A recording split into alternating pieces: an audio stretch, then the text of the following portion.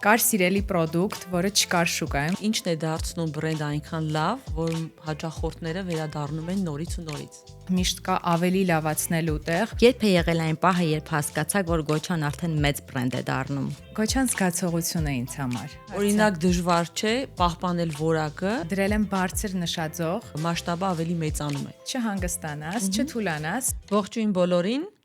Այսօր հայ-ֆրանսիական առևտրաարդյունաբերական պալատով սկսում ենք նոր նախագիծ։ Եվ մեր առաջի ոդկասթի հյուրը Գոչայի հիմնադիր Լենա Մարգարյանն է։ On commence? Oui, on commence. Ինչ գաղափարից սկսվեց Գոչան եւ ինչ զգացողություն ունեիք առաջին հաճախորդի ժամանակ։ Նախ ողջունում եմ բոլորին, շնորհակալ եմ ինձ հյուրընկալելու համար։ Գոչայի մասին գաղափարը շատ վաղուց պտտվում էր իմ մտքում։ Կար սիրելի պրոդուկտ, որը չկար շուկայում եւ ես վստահ որոշել էի լրացնել այդ բացը ու պետք էր արդեն ձևավորել հստակ գաղափար, թե ինչպես պետք է ներմուծեի այդ պրոդուկտը շուկա։ Ես ուզում էի, որ այնպես ինչպես ես եմ զգում Գոչան, իմ տեսլականը, իմ ճաշակը, իմ պատկերացումը փոխանցեի նաև մեր հյուրերին։ Այսինքն ես առաջին անգամ բոբաթեյ խմելիս զգացել եմ անհավանական, դրական, վառ էմոցիա, վառ զգացողություն, ես հաճախ կրկնում եմ love at first sip-ը, որը մեր կարգախոսն է, եւ ես ուզում էի բրենդի միջոցով դա փոխանցել նաև մնացած հյուրերին, այսպես ասած վարակել այդ կախվածությունով իմ համակարգացիներին։ Իսկ ինչպես կբնութագրեք Գոչան մեկ բառով։ Գոչան զգացողություն է ինձ համար։ Դրական, վառ, տեսանելի, շոշափելի զգացողություն։ Առաջին հյուրի հետ կապված շատ հետաքրքիր է, բայց մենք առ այսօր Էլենն էր մեր առաջին հյուրը, առ այսօր ջերմ հարաբերությունների մեջ ենք, նա մինչև հիմա մեր հավատարիմ հաճախորդն է, հիմա արդեն անգամ իր երեխայի հետ, ամեն տարի Գոչայի ծննդյան օրը, հունիսի 23-ին, մենք նվերներով փոխանակվում ենք, ինքը մեզ է շնորհակալություն հայտնում եւ մենք իրեն լինելու համար մեր հավատարիմ ու լավ հաճախորդներից մեկը։ Ինչն է դարձնում բրենդը այնքան լավ, որ հաճախորդները վերադառնում են նորից ու նորից։ Մի քանի ֆակտորների միասնական ուժը, այսպես ասած, էներգիան։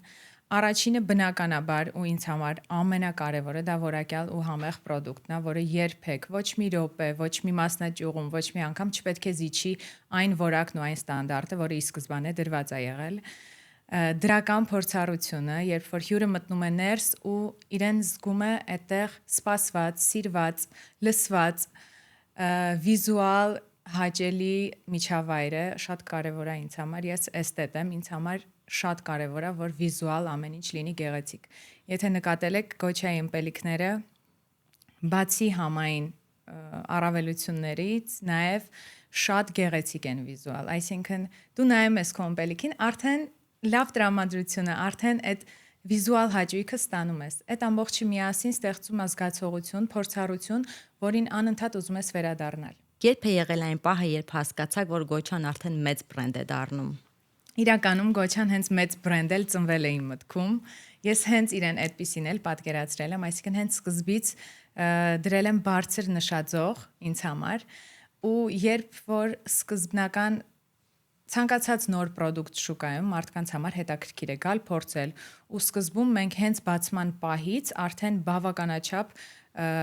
հետաքրքրություն կար բրենդի շուրջ, բավականաչափ պահանջարկ կար, բայց ես ինքս ինձ անդադ ասում եի չհանգստանաս, չթուլանաս, սա բնական արձագանք է ու սա կարա շարունակական չլինի, եթե դու չպահես քո որակի ստանդարտները, որակի սպասարկման բրենդի հոգին, այսպես ասած։ Ու երբ ես ամիսներ անց հասկացա ու զգացի, որ մարդիկ վերադառնում են, բերում են իրենց ընկերներին, շարունակվում է մեր community մեծանալ, այլ ոչ թե հակառակը, հասկացա, որ իմ գաղափարը դարձել է իրականություն ու հաջողել է։ Դա երևի ամենաոգևորող, ամենամոտիվացնող պահն է։ Միանշանակ եւ դժվար հարցերից մեկը նաեւ նա է, ինչպես է կարողանում պահպանել հաճախորդների հավատարմությունը այսքան բարձր մակարդակի վրա։ Հաճախորդների հավատարմությունը ձևավորվում է վստահության հիման վրա։ Մեզ վստահում են։ Մենք լսում ենք ամեն մեր հաճախորդի կարծիքը, շատ ենք կարևորում եւ դրական եւ բացասական։ Ես ականջալուր եմ լինում ցանկացած բացասական, հատկապես բացասական կարծիքին, որովհետև ես կարծում եմ, որ միշտ կա աճելու տեղ, միշտ կա ավելի լավացնելու տեղ ու պետք չէ այսպես ասած ոտքերը գետնից կտրել պետք չի ու մտածել, որ եթե մենք հիմա լավն ենք, ուրեմն այդպես էլ պետքա լինի, միշտ պետք է հասկանալ, որտեղ կարող ենք ավելի լավացնել, որտեղ կարող ենք մեր հյուրին էլ ավելի հաճելի պահ տալ, նվիրել, եւ դա էլ հենց այդ վստահությունն էլ ստեղծում է նաեւ իրենց լոյալությունը։ Ձեր ամենասիրելի ֆիդբեքը հաճախորդներից։ Դե եթե ասում եք սիրելի, բնականաբար ամենադրական ֆիդբեքը լինում է, երբ ինձ փողոցում կանգնեցնում են անծանոթները ու ուղղակի ասում են, ուզում ենք ձեզ ասել շնորհակալություն Գոչայի համար։ Կան զգացողություններ, որ չես կարող բառերով նկարագրել այդ պահին ինչ ես զգում, բայց անսահման մոտիվացնող է այն պահը, երբ դու տեսնում ես, թե քո աշխատանքի արդյունքը ինչպես է գնահատված։ Երբ տեսնում ես մարդկանց դրական, հաճելի ու ժպիտը, երբ որ իրանք Գոչան ձեռքին քայլում են, հասկանում ես, որ հաջողել ես, ստացվել է այն նպատակը, որը դու ի սկզբանե դրել ես քո բրենդի հիմքում, որը մարդկանց օրվա դրական հաճելի պահ նվիրելն է, ստացվել է։ Օրինակ դժվար չէ պահպանել որակը, երբ բիզնեսի մասշտաբը ավելի մեծանում է։ Բնականաբար շատ դժվար է պահպանել որակը, բայց կան հստակ ստանդարտներ, որոնք դու պետք է ստեղծես համակարգ, ըստ որի դու կարողանում ես հետևել, քո աշխատակիցները կարողանում են պահպանել ստանդարտները, կան հստակ հաշվարկներ, ռեցեպտներ, որոնցով իրենք պատրաստում են ըմպելիքները, ամսվա վերջ տեղի է ունենում հաշվարկ, որի հիման վրա մենք հասկանում ենք ինչքանով եւ բնականաբար նաեւ լսում ենք ֆիդբեքերը մեր հյուրերից, մենք ենք շատ հաճախ փորձում ունենք նաեւ որակի փորձարկման թիմի անդամներ, որոնք որ հաճախ փորձում են տարբեր ապրանքներ համոզվելու համար, որ որակը շարունակաբար պահպանվում է։ Իսկ հյուրերի մասով կասեմ, որ դժվար է այն պահը, երբ որ դու փոքր ես, մեկ մասնաճյուղ ես ու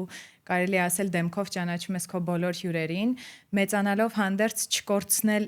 հյուրի մոտ այդ նույն զգացողությունը, որ միևնույնն է դու իրեն ճանաչում ես, միևնույնն է ինքը քեզ համար նույնքան արժեքավոր է ու դու իրեն տալիս ես նույն որակյալ փորձառությունը։ Այդ ձեր պատասխանից մի հատ էլ հարց ծագեց ինձ մոտ։ Ինչպես եք դուք վերաբերում հաճախորդների քննադատությանը։ Վերաբերվում եմ շատ նորմալ, առհասարակ էմոցիոնալ չեմ այդ հարցում։ Եթե կա քննադատություն, իհարկե նաև կարողանում ենք ֆիլտրել քննադատությունը ինչքանով է առողջ եւ ինչքանով է անառողջ, բայց մենք վերաբերվում ենք քննադատությանը որպես ավելի զարգացման, ավելի աճի, ավելի ինչ-որ միտեղ մի բանը լավացնելու հնարավորություն եւ միայն այդպես։ Շնորհակալություն, ես առիթից օգտվեմ, որպեսզի խմեմ ձեր գոճը։ Ձեր բրենդի ոճը որքանով է արտացոլում ձեր անձնական ճաշակը։ Բնականաբար արտացոլում է եւ իմ անձնական ճաշակը եւ ավելի շատ երևի իմ էներգիան։ Բրենդի էներգիան արտացոլում է իմ էներգիան։ Ինչքան ես դրական եմ, ինչքան ես պոզիտիվ կերպով եմ նայում կյանքին, նույնքան էլ Գոչան է այդպես ու նույնքան ինքը փորձում է դա փոխանցել մեր հյուրին։ Իսկ ո՞րն է ձեր ամենասիրած ապրանքը Գոչայից եւ ինչու։ Ես ունեմ հիմնական basic իմ սիրելի ապրանքները եւ ունեմ անընդհատ փոխվող սեզոնային ըմպելիքների մեջ կարող են լինել կամ ուղղակի այդ պահին այդ տրամադրվածությունը ունեմ, այնպես չի որ ես 6 տարի շարունակաբար միշտ նույն ապրանքը իմ ամենասիրելին է։ Այս պահին կարող եմ ասել, որ մեր նոր character սերիայից ամենաշատը սիրում եմ, եթե սուրճի տրամադրություն ունեմ, մեր քունջութով սուրճն եմ սիրում, իսկ եթե ավելի մրգային, իրոք փորձ եմ վերցնել, մեր այս սմուզին եմ սիրում, որովհետև ինքը արդեն իսկ տեսքը այնքան սիրուն է, որ իմ տրամադրությունը բարձրացնում է։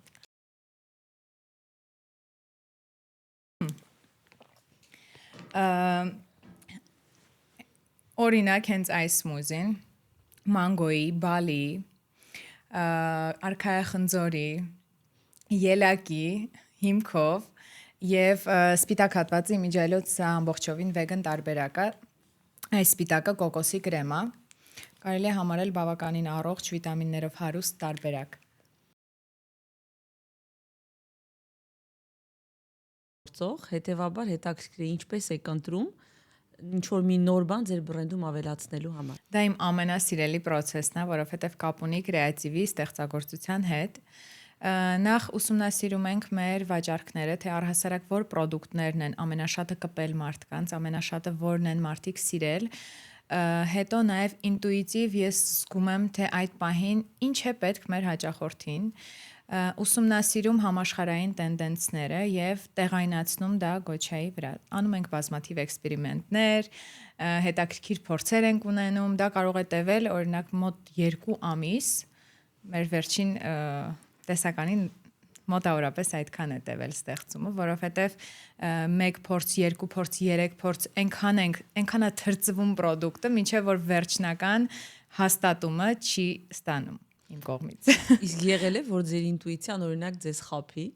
մտածեք որ սա շատ կարևոր ապրանք է, բայց չունեն այն հաջողությունը, ինչ որ դուք մտածում եք։ Եվ այո, եւ այդպես է եղել, եւ հակառակն է եղել։ Ես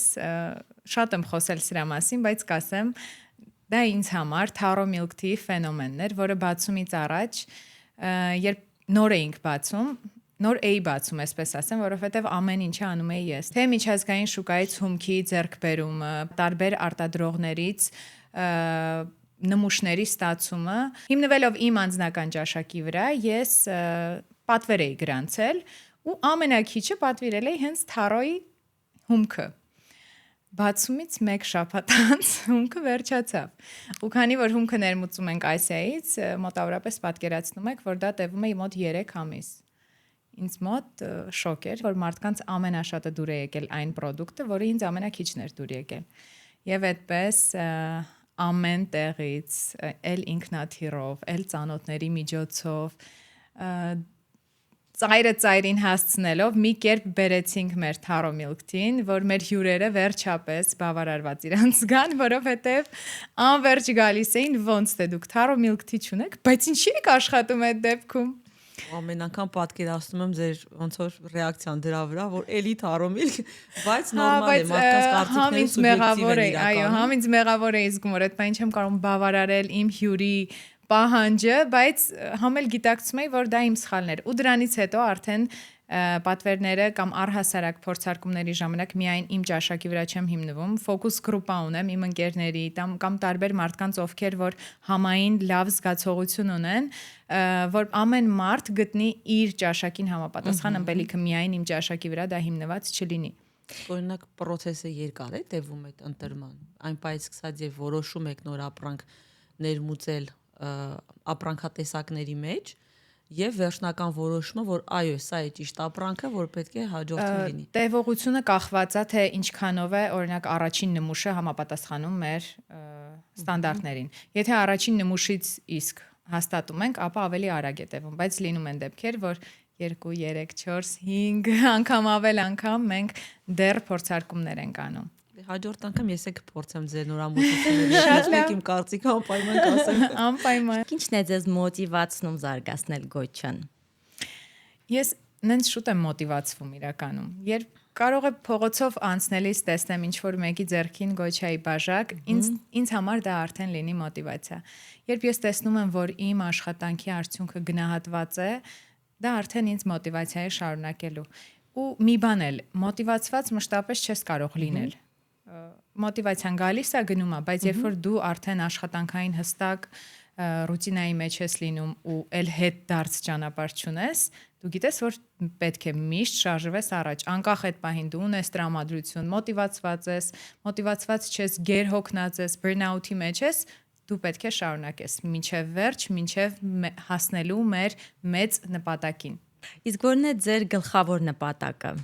Ցանկացած բրենդ պետք է իր դիմաց ունենա մեծ նպատակ, մեծ պատկեր, կարելի է ասել vision կամ այդպես տերմին կա big hairy audacious goal, որը որ քեզ համար ուղեցույց է, թե դու ինչ մեծ նպատակի, օրինակ ինչ մեծ նպատակի ունես հասնելու ու այդ ուղեցույցը օգնում է քեզ անցնել այն ճանապարհը, այն քայլերը, այն որոշումները, որոնք քեզ կտանեն դեպի քո տեսլականին։ Իսկ Գոչայի համար բնականաբար ես ոնց քիչ առաջ նշեցի, Գոչան հենց մեծ բրենդ էլ ծնվել է իմ մտքում, մեծ բրենդ ասելով նկատի ունեմ գլոբալ մասշտաբային մեծ բրենդ։ եւ բնականաբար արդեն իմ big hairy audacious goal-ը դա գլոբալ միջազգային ցանց տեսնելն է։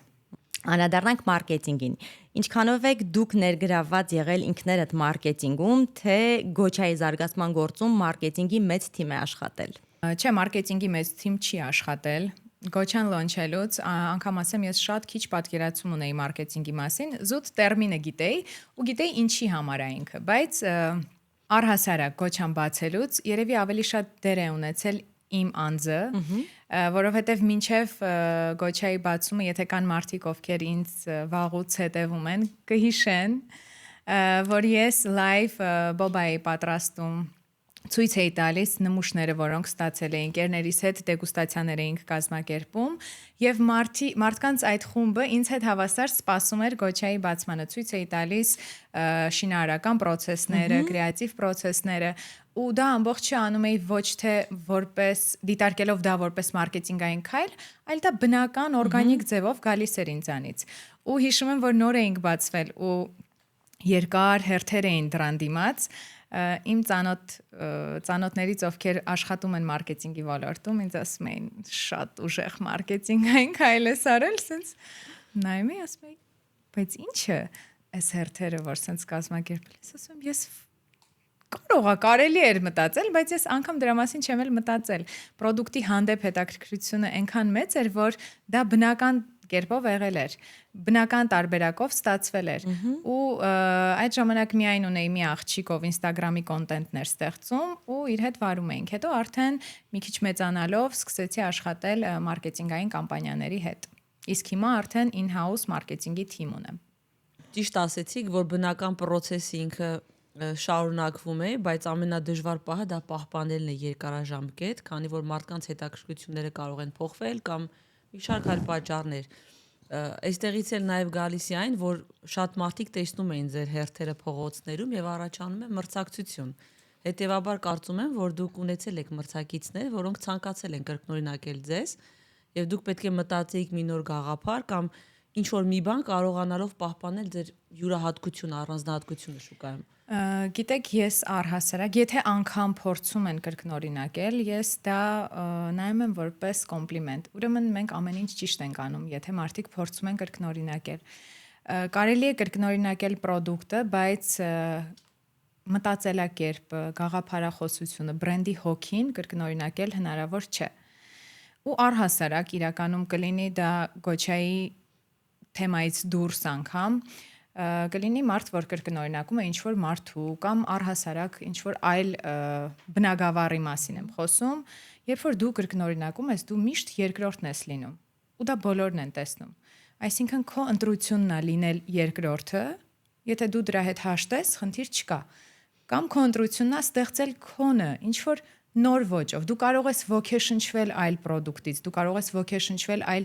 մարդուց, կարող ես ոգեշնչվել այլ բրենդից, բայց երբ որ դու կրկնօրինակում ես, դա արդեն կորցնում է քո պատկերը, բայց երբ որ դու ոգեշնչվելով տեղայնացնում ես այն, քո ֆիլտրում ես ոնց որ քո տեսլականի հետ,